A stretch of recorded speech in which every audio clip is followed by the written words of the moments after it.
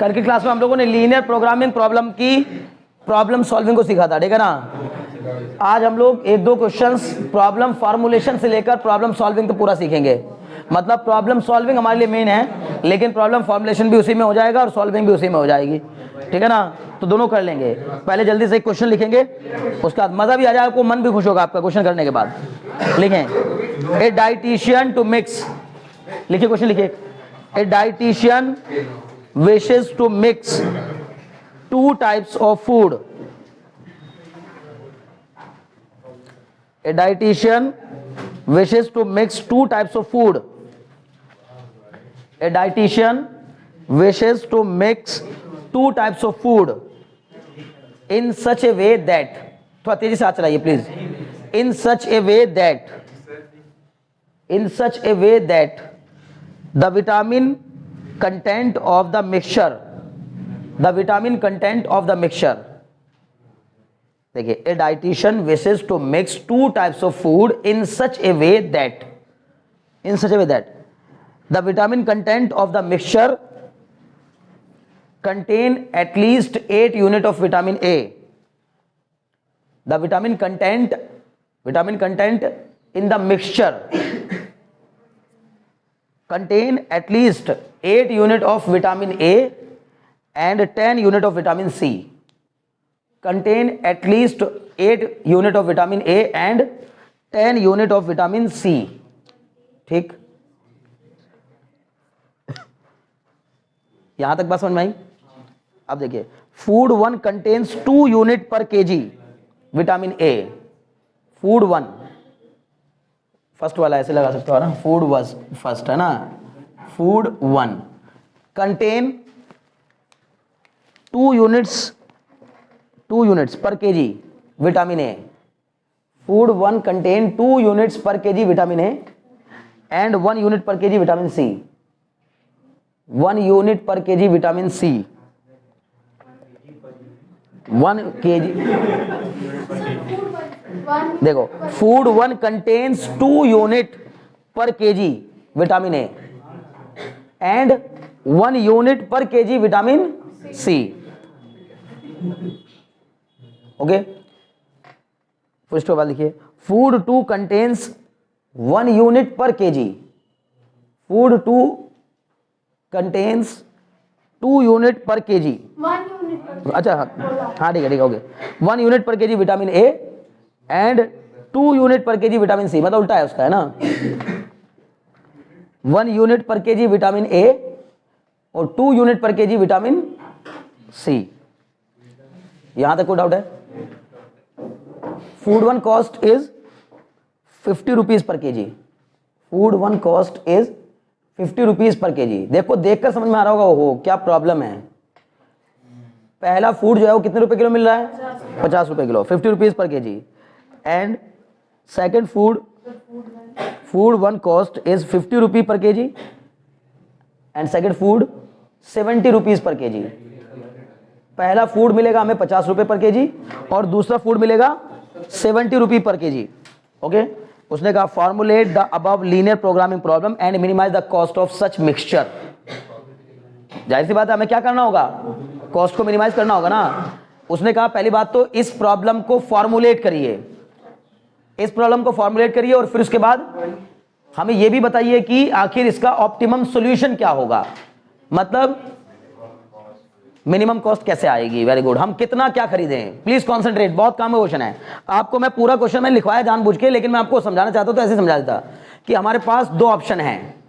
पहली बात, मैं एक एज ए डाइटिशियन काम कर रहा हूं और मुझे किसी बंदे की डाइट बनानी है जिसमें मुझे कम से कम उसको 8 यूनिट तो विटामिन ए की देनी है पर डे और 10 यूनिट विटामिन सी की देनी है।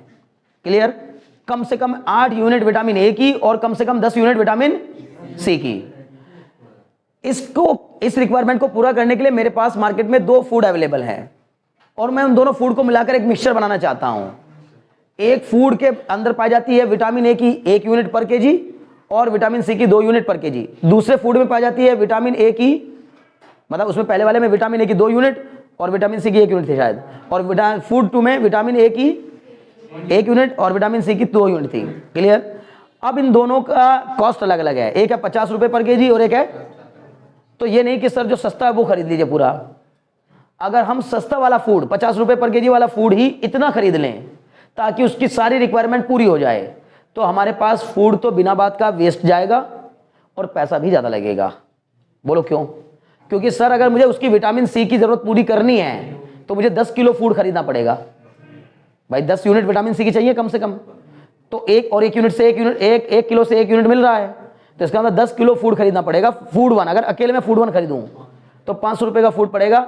उसमें मुझे विटामिन सी तो मिल जाएगा पूरा जितना रिक्वायरमेंट है उतना, लेकिन विटामिन ए मुझे चाहिए था केवल 8 यूनिट, और उस 10 केजी में कितनी यूनिट होगी विटामिन की? 10 केजी में 2 के हिसाब से 20 यूनिट हो जाएगी, और चाहिए मुझे केवल 8 यूनिट। तो सर मेरा बिना बात आप 12 यूनिट एक्स्ट्रा क्यों दूंगा मैं उस बंदे को? मेरी बात को समझ में आ रही ना? तो हम बंदे को ये सजेस्ट नहीं करेंगे कि 10 किलो फूड आप फूड वन ले लो उठा के जाओ, एक काम करो 10 किलो गाजर खा लो, बस सब कुछ मिल जाएगा तुम्हें, ठीक है ना? ये नहीं करना है। हम उसे बताएंगे भाई बैलेंस करके लेनी है, डाइट को बैलेंस करके लेनी है, कॉस्ट भी मिनिमम आएगी, डाइट भी बेटर होगी, तुम्हारी रिक्वायरमेंट भी पूरी हो जाएगी और कॉस्ट मिनिमम आएगी। समझ में आ रही बात ना? तो इसके लिए पहले प्रॉब्लम फॉर्मुलेशन करना होगा, थोड़ा सा दिमाग लगा करके। बहुत ध्यान सुनना, बार बार कह रहा हूँ, एक क्वेश्चन तो कम से कम आपका बनता ही है यार, कि कैसे हम लोग आखिर ये कुछ पढ़ क्यों रहे हैं। बिना बात आपको करवा दिया वो तो, कि बस खाली प्रॉब्लम सॉल्यूशन देख लो। एक तरफ हमने लिखा फूड, एक तरफ हमने लिखे विटामिन, देखेगा है ना, विटामिन ए और विटामिन सी। यहां विटामिन ए और विटामिन सी लिख दिया, बहुत ध्यान दीजिएगा। ये हो गया आपका क्या, ये हो गया यहां पर फूड वन, और ये हो गया यहां पर फूड टू। यहां पर लिख देंगे क्या भाई, ध्यान लगाओ ना, आप ध्यान दो, रिक्वायरमेंट, परेशान मत हो। इसके बाद तो फिर रिवीजन ही रिवीजन है बस, ये तो वैसे भी लास्ट मोमेंट चल रही है कहानी है, ठीक है ना? तो आराम से रिवीजन करेंगे, फिर कुछ नहीं बचा, परेशान होने की जरूरत नहीं है। रिक्वायरमेंट बताइए, फूड वन में कितना विटामिन ए, कितना vitamin C? 2 unit vitamin A के और 1 यूनिट विटामिन सी की। इसमें 1 यूनिट विटामिन ए की और 1 unit vitamin 2 unit vitamin C की। सुनो ध्यान से, ठीक है? मैं क्या कर रहा हूं, मान लेते हैं, मान लिया कि x केजी खरीदना होगा फूड वन और y केजी खरीदना होगा फूड टू, तो ये हो गया x और ये हो गया y। अगर ये मैंने x केजी खरीदा तो ये 2 यूनिट पर केजी है, तो 2x हो जाएगी। इससे मुझे मिल जाएगा 2x विटामिन ए और 1x विटामिन सी। इससे मुझे मिल जाएगा 1y विटामिन बी सी, वो सॉरी 1 विटामिन ए और 2y विटामिन सी। समझ में आ रही बात ना? विटामिन ए की रिक्वायरमेंट कितनी है सर? 8 यूनिट, और इसकी कितनी है? 10 यूनिट। यहां पर लिख लेते हैं एक टेबल में, यहां कॉस्ट कितनी आ रही है सर? इसकी कॉस्ट आ रही है 50 रुपए पर केजी, इसकी कॉस्ट आ रही है 70 रुपीज पर केजी। बोलो बात समझ में आ रही कि नहीं भाई? समझ में आ रहा है? अगर तुम में से कोई भी थोड़ा सा भी समझदार स्टूडेंट है तो मेरे को बताओ ऑब्जेक्टिव फंक्शन क्या होगा? सर हमें कॉस्ट को मिनिमाइज करना है, तो सर क्या बनाऊं ऑब्जेक्टिव फंक्शन? मैथमेटिकली क्या लिखेंगे? Very good. कारण क्योंकि सर हमने x केजी खरीदा है फूड वन और y केजी खरीदा है फूड टू, तो 1 केजी का कॉस्ट है 50 रुपए, तो x केजी की कॉस्ट कितनी होगी? 50x। सर 1 केजी की इस y वाले फूड की हमने y केजी फूड टू खरीदा है, फूड टू की 1 केजी की कॉस्ट है 70 रुपए, तो y केजी कितनी होगी? 70y। तो सर टोटल कॉस्ट कितनी हो जाएगी? सर फूड वन की आ गई 50x, इसकी आ गई 70y। This is the objective function. ये कॉस्ट आई है, ये मेरी टोटल दोनों फूड यानी पूरे मिक्सचर की कॉस्ट आ गई। इस मिक्सचर की कॉस्ट को मुझे क्या करना होगा? मिनिमाइज करना होगा। ये मेरा क्या हो गया? ऑब्जेक्टिव फंक्शन हो गया। बोलो बात समझ में है कि नहीं? अब सर कंस्ट्रेंट की बात करते हैं। कंस्ट्रेंट मतलब मजबूरियां क्या है मेरी? तो मजबूरी मेरी ये है कि विटामिन ए मुझे कम से कम 8 यूनिट चाहिए, कम से कम एटलीस्ट। तो इससे मिलने वाला विटामिन ए कितना होगा? बोलो, इससे मिलने वाला विटामिन ए कितना होगा? 2x। इससे मिलने वाला विटामिन ए कितना होगा? y। तो ये सर ये हो जाएगा 2x plus y। Very good. ये 8 यूनिट से ज्यादा होना चाहिए सर। इन दोनों का मिक्सचर मिलकर 8 या उससे ज्यादा, एटलीस्ट का है तो कम से कम 8, उससे ज्यादा चलेगा। 8 यूनिट से कम विटामिन ए मिला तो दिक्कत आएगी, उससे ज्यादा मिले कोई दिक्कत नहीं है। क्लियर? तो ग्रेटर देन इक्वल टू 8। इससे मिल रहा है कितना विटामिन ए, विटामिन सी 1। तो सर जगह x plus 2y greater than equal to 10। बोलो बात समझ में आई कि नहीं। और sir x is also greater than equal to 0, y is also greater than equal to 0। मतलब x और y कुछ ना कुछ तो लेना ही है। समझ मेरी बात ना, नहीं भी लोगे तो 0, मतलब नेगेटिव तो नहीं जा सकता कि डाइटिशियन क्या कहेगा, जाओ दुकान पे डाइट वो रखे आओ, वापस जा, नहीं दुकान पे अपने घर से फूड ले जाके रख दो, तुम्हें डाइट मिल जाएगी, ठीक है ना। तो ये तो होना नहीं है, दोनों क्या होंगे पॉजिटिव। बोलो इतने में कोई डाउट हो तो। सर ये दो कांस्टेंट है, ये ऑब्जेक्टिव फंक्शन है, इनको सॉल्व करने का तरीका क्या होता है, वही पुराना तरीका। सर हम एक ग्राफ बनाएंगे, उस ग्राफ में दो इक्वेशंस बनेंगी। बताओ पहली इक्वेशन के लिए क्या लिखूंगा सर, 2x प्लस वाई बराबर 8। तो बताओ x बराबर 0 तो y बराबर, बोलो भाई, अरे बोलो ना यार 8, y बराबर 0 तो x बराबर बताओ भाई 4 हो गया। पहले पॉइंट के कोऑर्डिनेट बताओ 0,8, दूसरे पॉइंट के कोऑर्डिनेट बताओ 4,0। क्लियर, 0,8 4,0। अब ये 0,8 और 4,0 बनाइए, यहां पर ये आ गया 0,8, ये पॉइंट आ गया क्या 4,0। इन दोनों पॉइंट को मिलाती हुई एक लाइन बना दीजिए, बना दी सर। दूसरी लाइन उठाइए, x plus 2y equal to 10, x बराबर 0 तो y बराबर 5। तो इसके कोऑर्डिनेट क्या आ जाएंगे, तुम समझ नहीं रहे हो, ये पेपर में क्वेश्चन आएगा, फ्री के मार्क्स हैं ये, एकदम फ्री के मार्क्स हैं ये, लेकिन फिर भी तुम समझ नहीं रहे हो, है ना, बुरी बात। y बराबर 0 तो x बराबर 10, 10,0 समझ में आ रहा है, 0,5 और 10,0। तो सर 0 ये कौन सा पॉइंट था, 0,8 था, और ये क्या था 4,0। तो सर 0,10 पहला पॉइंट क्या है मेरा, बोलो ना भाई, नहीं 0,5, अच्छा तो इसके नीचे होगा कहीं, यहाँ होगा 0,5, ये हो गया 0,5, और यह 10,0। तो सर इसके आगे होगा कहीं, यहाँ पर हो गया क्या ये 10,0।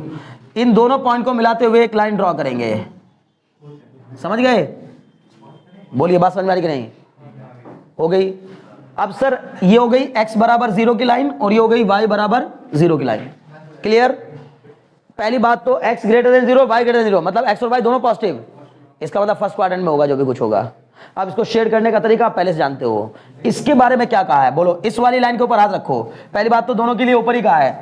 ये बताओ ये कौन सी लाइन की इक्वेशन, ये वाली, ये है सर 2x प्लस वाई बराबर 8, और ये वाली किसकी है, x plus 2y equal to 10। बताओ इस वाली लाइन के ऊपर और इस वाली लाइन के भी, ए बच्चे ध्यान लगाओ ना, इस वाली लाइन के भी ऊपर और इस वाली लाइन के भी ऊपर, दोनों के ऊपर। तो इसके ऊपर ऊपर का शेड करेंगे, नहीं समझे, और सर इसके भी ऊपर ऊपर का शेड करेंगे, ये होगा बस, ये रीजन शेड होगा। बोलो बात समझ में कि नहीं, क्या हो गया, नॉन बाउंडेड आ गया, कोई दिक्कत नहीं, उससे क्या फर्क पड़ रहा है, आ गया नॉन बाउंडेड। अब बताइए नॉन बाउंडेड में, मतलब नॉन बाउंडेड का मतलब यह है कि इसके आगे की कंडीशंस चलेंगी, इसके आगे आगे आप लेके जा सकते हो कंडीशन, लेकिन आपको शेडेड रीजन में कॉर्नर पॉइंट्स ढूंढने हैं। कितने हैं, तो सर 3 नहीं, 3 कॉर्नर पॉइंट है, एक ये रहा, एक ये रहा, और एक ये रहा। बोलो बात समझ में कि नहीं, इन तीनों पर जल्दी जल्दी कॉस्ट निकालिए, कितनी आएगी। पहले इस कॉमन पॉइंट का कोऑर्डिनेट बताओ, इसके कोऑर्डिनेट बताओ, इक्वेशन को सॉल्व कर देंगे। तो सर इक्वेशन को सॉल्व करने का मतलब ये हो गई पहली इक्वेशन 2x प्लस वाई बराबर 8, और ये हो गई x plus 2y, x plus 2y बराबर कितनी 10। इसको बना लिया मैंने 2x प्लस वाई बराबर 8, और इसको बना लिया 2x plus 4y equal to 20। तो माइनस करने पर ये माइनस ये माइनस ये माइनस ये कैंसिल, ये आ गया माइनस का 3y बराबर माइनस का 12, y बराबर 4, y बराबर 4, तो यहाँ रख दो y की वैल्यू 4, तो x कितना आ जाएगा 2। बोलो ना, x बराबर 2 आ गया कि नहीं, x बराबर 2 y बराबर 4, इस पॉइंट के कोऑर्डिनेट क्या हो जाएंगे 2,4। चलिए बताइए, क्लियर हो रहा है। सर मेरे को 3 पॉइंट मिल गए, यहां लिखेंगे क्या पॉइंट, और यहां लिखेंगे क्या कॉस्ट। तो पॉइंट क्या क्या मिले 0,8, 10,0 और सर 2,4। अब एक बार 0,8 पे बताओ कॉस्ट कितनी आएगी, 0,8 पे बताओ जल्दी से, 560। कितनी आएगी भाई 560, करके देख लीजिएगा। ये 0 यहां पर रखेंगे तो 78 जा 560, 78 जा 56 होता है। कहां लिया, अच्छा 2,4 पे आ रही मिनिमम, ठीक। अब देखो 10 पे कितना आ गया 500, और सर 2,4 पे आएगा 50 दूनी 100 और 7 चौके 28 कितना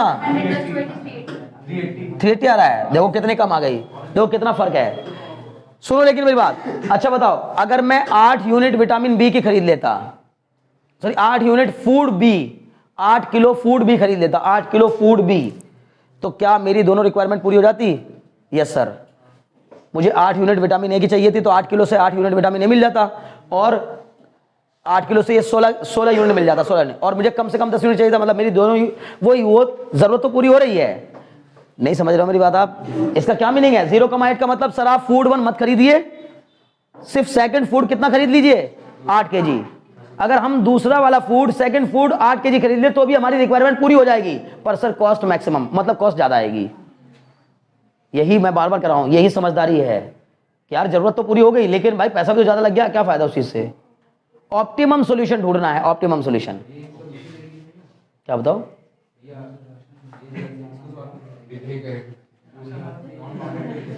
क्या करोगे इसमें?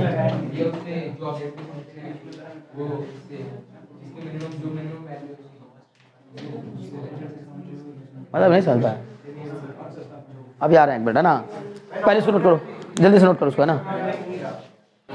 सुनो अभी इसको चेक करने के लिए मिनिमम वैल्यू है कि नहीं है, हमें पहले ऑब्जेक्टिव फंक्शन को नेगेटिव के उसके सामने रख के देखना पड़ेगा, ठीक है। तब तक के लिए आप, मैं उसको चेक करता हूं, तब तक के लिए आप जो है ना क्वेश्चन करिए। Minimise z is equal to 2500x plus 3500y, और कंस्ट्रेंट क्या दिए गए हैं, कंस्ट्रेंट या सब्जेक्ट्स क्या दिए हैं, ठीक है ना, लिख लीजिए। 50x plus 60y greater than equal to 50x plus 60y greater than equal to 2500, बता रहे हैं भाई, बता रहे हैं 2500।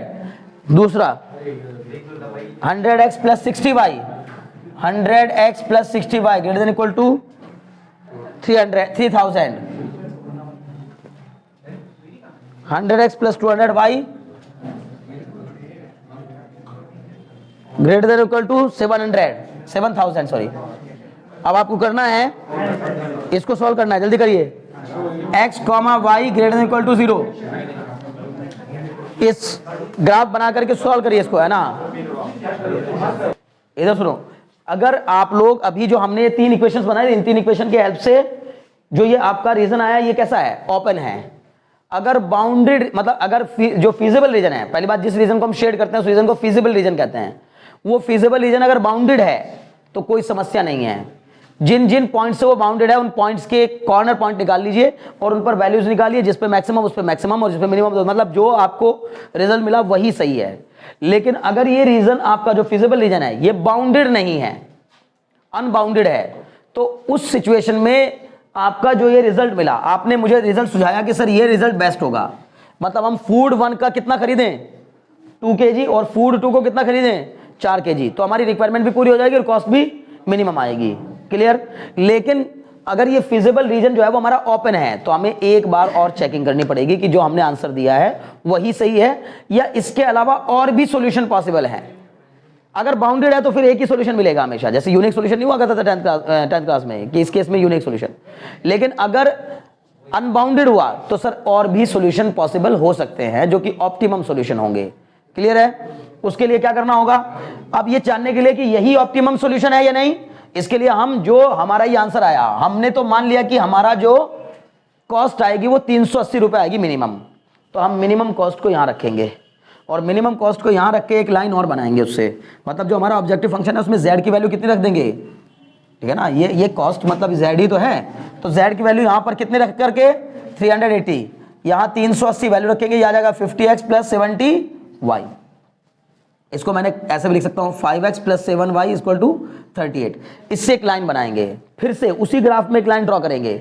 अगर वो लाइन इसके ओपन हाफ रीजन को, मतलब जैसे एक तरफ ओपन है तो एक तरफ ओपन हाफ रीजन और पीछे दूसरा रीजन, तो अगर उसके ओपन हाफ रीजन को वो क्रॉस करती है, कहीं भी वो लाइन कहीं से भी क्रॉस करती है, तो हम कहेंगे कि इसका मतलब इसके और भी सॉल्यूशन पॉसिबल होंगे। अगर वो क्रॉस नहीं करती है उसके उस वाले फिजिबल वाले रीजन को, फिजिबल रीजन को, तो फिर हम कहेंगे कि यही ऑप्टिमम सॉल्यूशन है जो हमारा आंसर आया है। बोलो बात समझ में आ रही कि नहीं?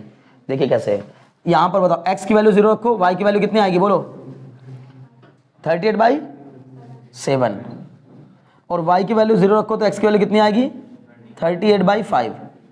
ऑलमोस्ट बताइए कितना होगा, लगभग बताइए कितना होगा। 5.1 कर ले, 5.4 आ रहा है, 5.4। ये कितना आ रहा है लगभग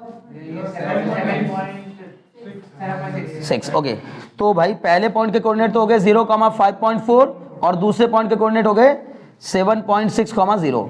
तो 0,5.4 कहाँ होगा बोलो भाई, ये रहा, यहाँ होगा 5 के जस्ट ऊपर 5.4, और 7.6 कहाँ रहेगा सर, 7.6 यहाँ कहीं रहेगा, 7.6,0। नहीं समझे? इन दोनों पॉइंट को मिलाते हुए एक लाइन बनाइए। सर ये लाइन जो है ना, ये फिजिबल रीजन को क्रॉस नहीं कर रही है। मेरी बात को समझ में आ रही ना? अभी तो पहली बात, एक और बात समझिए, हाँ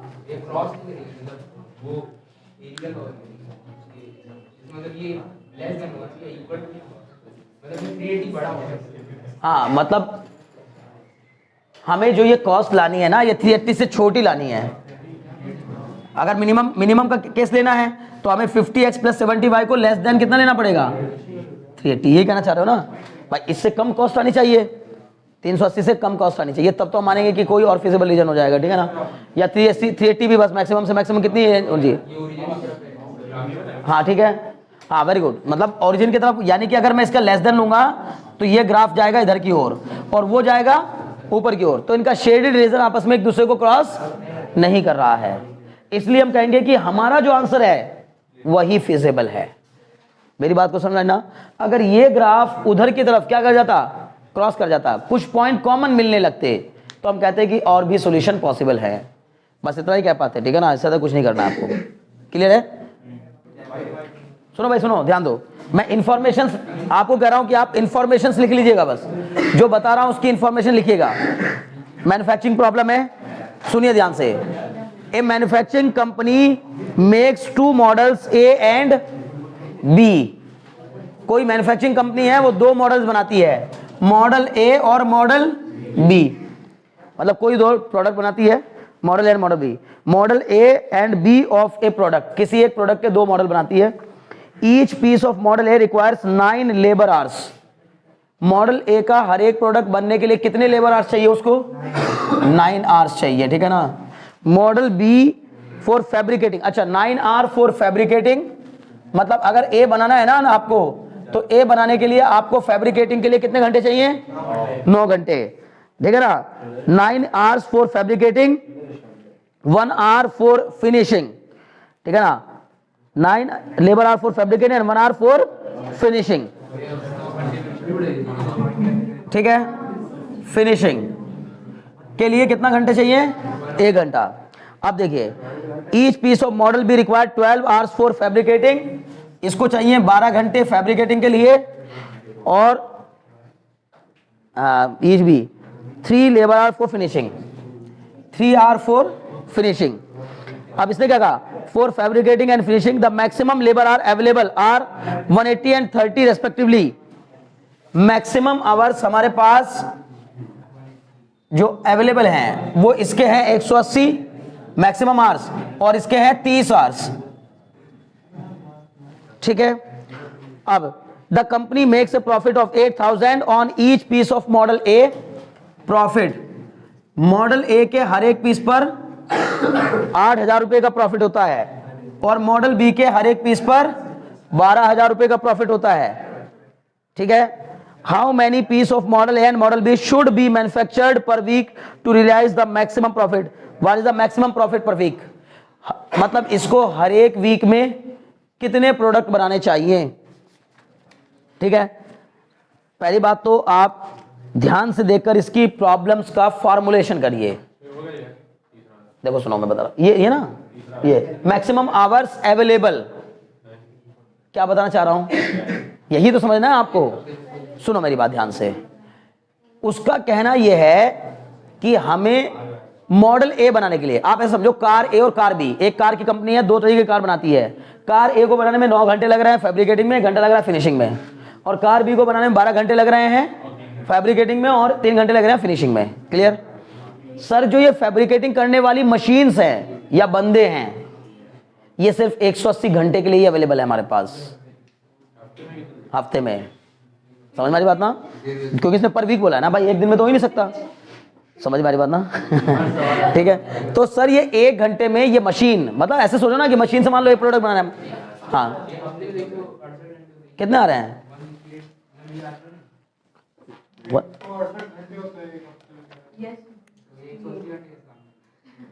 for fabricating and finishing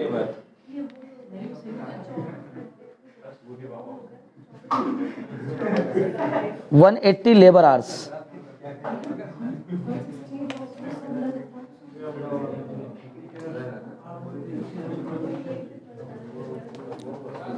x plus x, अच्छा ठीक है, कोई दिक्कत नहीं, उससे क्या फर्क पड़ता है। ये आवर्स नहीं है, लेबर आवर्स हैं। लेबर आवर्स का मतलब, सुनो भाई सुनो मेरी बात, सुनो 9 लेबर आवर्स चाहिए, please concentrate mind. 9 labour hours का मतलब आप 9 लेबर लगा दो 1 घंटे के लिए काम कराओ तो भी 9 लेबर आवर्स हो जाएंगे। लेबर आवर्स मतलब समझ रहे हो ना भाई, एक ही दिन में अगर आपने 2 लेबर लगा दी तो 6-6 घंटे काम माना जाएगा ना उनका। मतलब अगर आपने एक दिन में 1 लेबर लगाई तो उसने 8 घंटे काम किया ना, और एक दिन में 2 लेबर लगाई तो उसने 16 घंटे काम किया ना, दोनों लोगों ने मिलकर के। नहीं समझे? लेबर आवर्स क्लियर है? अगर मैंने कहा 8 लेबर आवर्स पर डे होता है एक आदमी को काम पे लगाने पर, तो उसी तरह से अगर 4 लोगों को काम पे लगा दो तो 32 आवर्स मिल जाएंगे, चाहे 24 घंटे का दिन होता है, उससे कोई मतलब नहीं है। ठीक है ना भाई? लेबर आवर्स तो 32 घंटे हो गए ना, लेबर आवर्स तो आप जब जोड़ोगे तो 32 घंटे होगा ना, 32। अगर 4 लेबर लगा दिया आपने एक दिन में और 8 घंटे काम लिया हर एक से, तो हर एक से 8 घंटे काम लेने पर 4 लेबर आवर्स में, मतलब 4 लेबर से आपने समझो एक दिन में 32 घंटे काम ले लिया। आपको बोलो बात समझ में आएगी नहीं? तो ये 180 वही है। अभी बोलो समझ में आएगी बात? टोटल आवर्स है एक तरीके से, ठीक है ना, टोटल लेबर आवर्स। तो कॉस्ट बताओ मुझे पहले क्या होगी, सॉरी प्रॉफिट आपको बनाना है मैक्सिमम, तो भाई जेड बताओ जल्दी से, जेड क्या आएगा? जेड ऑब्जेक्टिव फंक्शन हो जाएगा सर 8000 एक्स प्लस 12,000 वाई।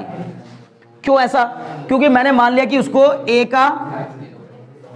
ए के बनाने चाहिए एक्स मॉडल, मतलब एक्स आइटम्स बनाने चाहिए कितने? ए के, और वाई आइटम बनाने चाहिए किसके? बी के। ऐसा करने पर मैं अपनी कंपनी को सुझा रहा हूं कि आपको मॉडल ए के एक्स आइटम बनाने चाहिए और मॉडल बी के वाई आइटम। ऐसा करने पर आपको प्रॉफिट मैक्सिमम आएगा। तो बताइए अगर इसका मैंने एक्स आइटम बनाए तो इसकी कॉस्ट कितनी है? इसको एक आइटम पे कितना प्रॉफिट? 8,000 रुपए का। तो एक्स आइटम पर कितना प्रॉफिट? 8,000 एक्स। एक आइटम पर कितने का प्रॉफिट? 12,000 का। वाई आइटम पर कितने का हो जाएगा? 12,000 वाई। जेड टोटल प्रॉफिट कितना हो जाएगा सर? 8,000 एक्स प्लस 12,000 वाई हो गया। अब आ जाओ सर, इसके लिए फैब्रिकेटिंग में चाहिए 9 घंटे और फिनिशिंग में चाहिए 1 घंटा, ठीक है? और इसके लिए तो मैं बोलूंगा चलो पहले टोटल फैब्रिकेटिंग कार्स, फैब्रिकेटिंग करने के लिए 9x, एक मॉडल की फैब्रिकेटिंग में 9 घंटे लगते हैं, तो x मॉडल x आइटम की फैब्रिकेटिंग में कितने घंटे लगेंगे? 9x। मॉडल ए का अगर एक आइटम बनाएंगे तो उसमें कितने घंटे लगते हैं फैब्रिकेटिंग में? 9 घंटे। तो x आइटम बनाने पर कितने घंटे लगेंगे? 9x। मॉडल बी का एक आइटम बनाने के लिए 12 घंटे लगते हैं, तो y के लिए 12y। टोटल फैब्रिकेटिंग आवर्स कितने हो गए? 9x plus 12y। इसकी अवेलेबिलिटी हमारे पास लेबर और आवर सब मिला करके 180। हाँ बच्चे ठीक है यार 12 ये ऐसे करके लिखा ना मैंने, ऐसे है ये, ठीक है ना? तो इसका कितना हो जाएगा? 12y। लेस देन और इक्वल टू कितना होना चाहिए? 180। बोलो लेस देन क्यों लगाया?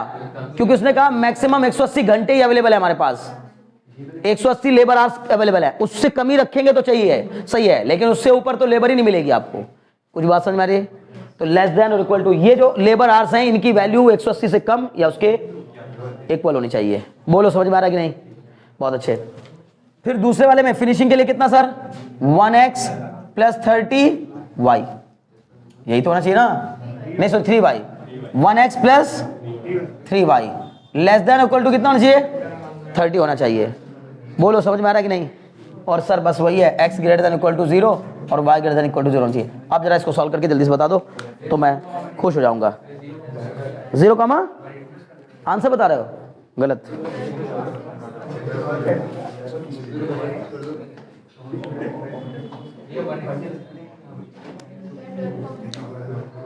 ट्वेल्व कॉमा 6 कहाँ सही है, करो जल्दी, देर मत लगाओ। देखो मैक्सिमम मार्क्स को आप यहां ना लिख करके यहां लिखे तो ज्यादा आसान लगेगा आपको।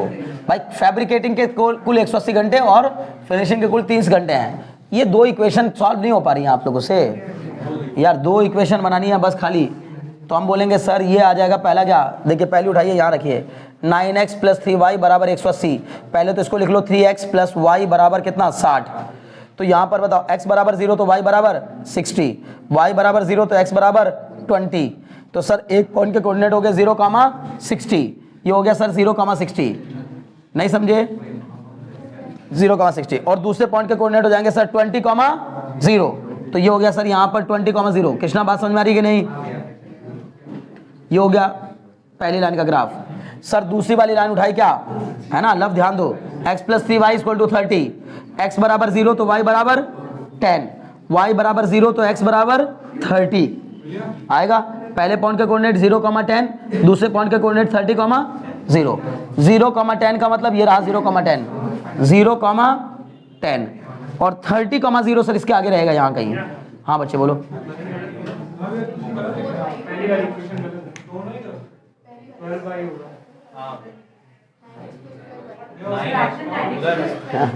अच्छा यहाँ गलत लिख दिया ना यार,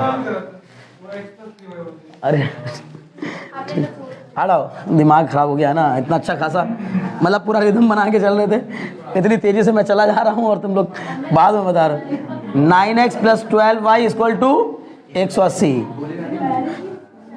तुम्हारा सबका हो गया कि नहीं हो गया। 3x प्लस 4y बराबर 60 आएगा ना।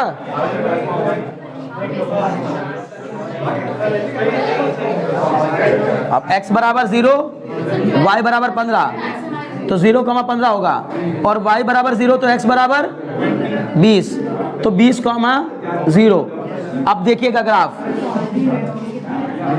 ये बनेगा भाई 0 पर 15, 0 पर 15, दूसरा 20 पर 0। अब तीसरा वाला ग्राफ बनाओ, सॉरी दूसरा ग्राफ, x प्लस 3y बराबर 30, x बराबर 0 तो y बराबर 10, y बराबर 0 तो x बराबर 30, ठीक है ना। तो 0,10 आ रहा होगा और 30,0 आ रहा होगा, आ रहा है। तो 0,10 इसके नीचे होगा सर कहीं, ये रहा, और 30,0 सर इसके आगे होगा कहीं 30,0। समझ में आ रहा है लव। पहले तो आप इन दोनों को मिलाओ, फिर आप इन दोनों को मिलाओ, ये आ गया। अब बताओ क्या होगा सर, इसके नीचे, इस वाली लाइन के नीचे और इस वाली लाइन के भी नीचे, कारण सुनो ना भाई, लेस देन, जब लेस देन होगा तो टुवर्ड्स द ओरिजिन और ग्रेटर देन होगा तो away from the origin. Shade करने का तरीका होता है कि इसमें क्या दिया है इक्वेशन में, लेस देन, तो लेस देन मतलब इस लाइन के नीचे का एरिया। पलक नहीं समझ रही हो, अब पलक नहीं समझ रही हो, ओके। लेस देन मतलब टुवर्ड्स द ओरिजिन, और इसमें भी लेस देन मतलब टुवर्ड्स द ओरिजिन, और x ग्रेटर देन 0 मतलब ये वाला शेडेड रीजन होगा, ये रीजन शेडेड होगा। आ गया, सबका आया था ये, एक हो गया 0,0, एक कॉर्नर पर। ये बताओ क्या आया 12,6। इन दोनों इक्वेशन को सॉल्व करके ये पॉइंट निकल जाएगा, और सर हम इन चारों पॉइंट पर वैल्यूज निकालेंगे। आप मेरे को बता दो जल्दी से 0,15 पे क्या वैल्यू आ रही है बच्चों। ये अच्छा, तो इशिता तुम क्या मान रही हो, हमेशा उसी पे आती है ज्यादा? नहीं निकाल के देखनी है, एस्टिमेट करके। हाँ वही मैं कह रहा हूँ, निकाल के देखनी है। देखो 96,000 प्लस 72,000 ज्यादा ही और दोनों कितना 12,000 भाई। बताओ 0,15 पे कितनी आएगी सर? 1,80,000 आएगी शायद, ऐसी आएगी ना।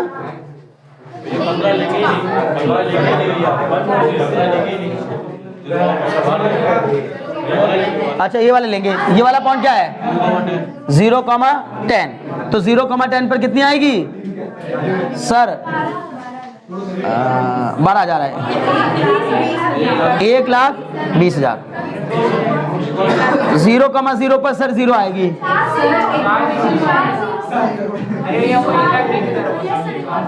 और इसके बाद 20,0 पर पक्का, पता नहीं क्या बता रही है, 1,60,000।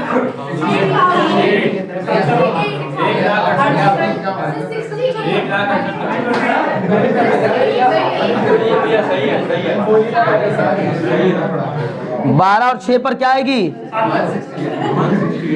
168, तो 1,68,000 का फायदा होगा यहाँ। समझ में आ रही बात ना? तो ये सबसे ऑप्टिमम सॉल्यूशन होगा 12,6। उम्मीद है बात समझ में आ रही होगी, पक्का? बहुत अच्छे। तो कल से हम लोग का रैपिड रिवीजन स्टार्ट हो जाएगा, ठीक है ना? कैलकुलस का रिवीजन करने के बाद से बुक लेके आइएगा लेकिन भाई, ठीक है ना? NCERT first part. ओके, आज के लिए इतना काफी है। Now you can leave the class and you can enjoy.